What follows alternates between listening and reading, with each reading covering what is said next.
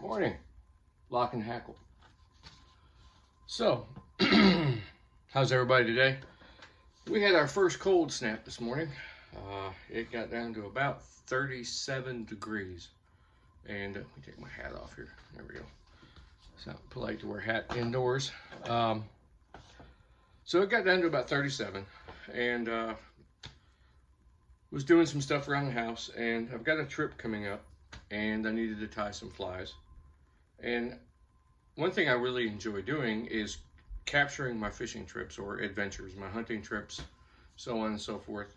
And by doing so, I like to, get some film, some video, some pictures, but I also like to keep a journal of the events that took place, so I can go back and read it. Now, I don't like some people take notes, like they write down the date, the weather, the barometric pressure, the rod or the gun that they used, the flies that they used, the bullet, the weights that they use, the bullet weight, all that stuff. To me, that's cool, but I like to do almost a narrative of what took place. And I was going through one of my journals, and there was a story I wanted to share. So let's sit back, and I've shown you a lot of stuff in my videos, such as some of the gear that I use, the techniques that I might use, my fly tying vise, obviously my man area here where that didn't sound right, where I sit and tie flies, and I plan trips and drink coffee. Yeah. So with that, I came across this is an old journal. I finished this journal sometime last year, I believe. I can't remember. I don't know when the last entry was on this journal. But here's one that I want to share. Because today's weather kind of reminded me of that trip when I was flipping through this. This was December 17th, 2017, 5 years ago. It's titled The Kraken. A day trip planned to go to the Emmy were put into place a few weeks ago in order to get a few other guys lined up. I had planned for a camp or creekside meal so that we would stay warm and be able to stay longer to have more fun. On this day, I had no idea what was about to happen. Arriving at around 8:15 Creekside, the three of us there, with overcast skies, roughly 32 degrees. We had set up for a day for fly fishing. We had layered up, and we were ready to go. Mark, Randy, and myself headed to the water. Only in a short time, I had landed a small rainbow, 6, maybe 7 inches. Not bad. It seems that the combo of flies I had tied on was working. Mark had set to do some filming and photographing on this trip. He had recently purchased a new camera and really wanted to put it through its paces. So at this time, he went back to the vehicles to retrieve his camera and put away his fly rod. Randy had moved up around the bend and out of sight, so I couldn't really tell how he was doing, but I had already landed one. Once I had released my first trout and was ready to start again, I set up into casting and drifting, casting and drifting. And maybe on my 4th or 5th cast and drift, I felt the tug.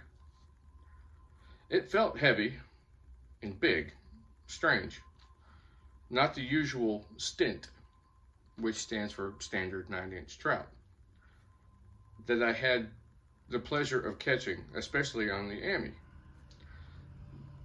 Deep dives, runs, head shakes, fast rises, jumps, spins, turns, dives, runs. This was a big trout, and a rainbow of rainbows for me, and I wanted so badly to net this beast for me it could possibly be my personal record. I was hoping this bow had taken my woolly bugger and not my nymph. The bugger was tied on a size 10 streamer hook, but the nymph I had tied at the bottom was only a size 18, the smallest I had ever tied. Soon I had noticed in my horror that this kraken had taken my size 18 hackle nymph. I thought, oh hell, now I had to let this fish truly tire out for the fear of pulling out this tiny hook and leader. I was hollering for Mark as he had his camera, and I wanted evidence of this man versus beast. He joined me in the water carefully with his new camera and started to take pictures and some video. I kept at it, letting the fish dart, dive, run, and rise, all the while keeping the line tight but not pulling. I grabbed my net, letting it float next to me so if this thing came close, I could retrieve it. I hoped it would, and it would be soon. Again, the kraken would show itself and then quickly melt away. We played this game for about 5 minutes. I finally got his head up out of the water and kept it there and was able to drift him towards me. Once within reach, I slid my net under him as quick as I could. Bam! Big trout in the net. I didn't have a measuring tape, but inside my small net, he had to have been 18 to 20 inches of beautiful, beautiful, brilliant, lively rainbow. I was done. I need not try to catch any more for today. Ha, right. I posed for a few pictures and set the kraken free.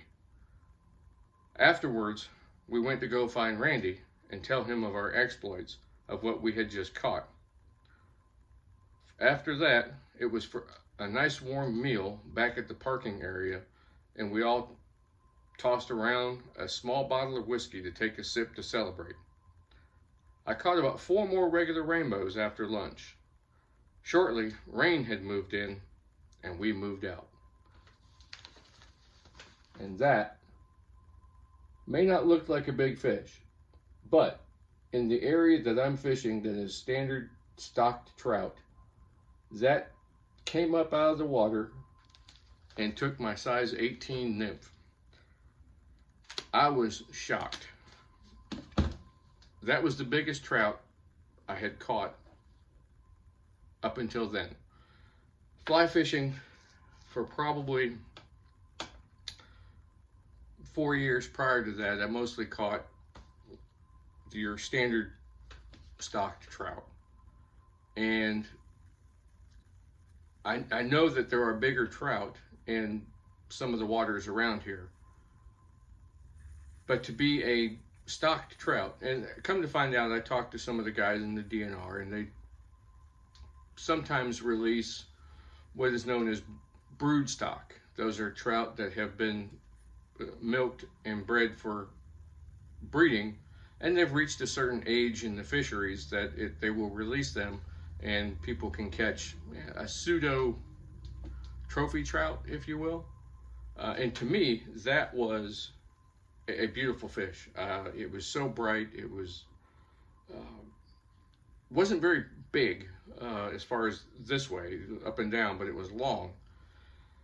And I held him up against my rod, and I made a mental note of where he came to. And when I measured that when I got home, it was almost 20 inches. And up until then, most of the trout I had caught were 7, 8, and 9 inch trout. I know a lot of people kind of shy away from fishing for stocked trout. That's it's kind of a gimme, but you never know what you'll find out there.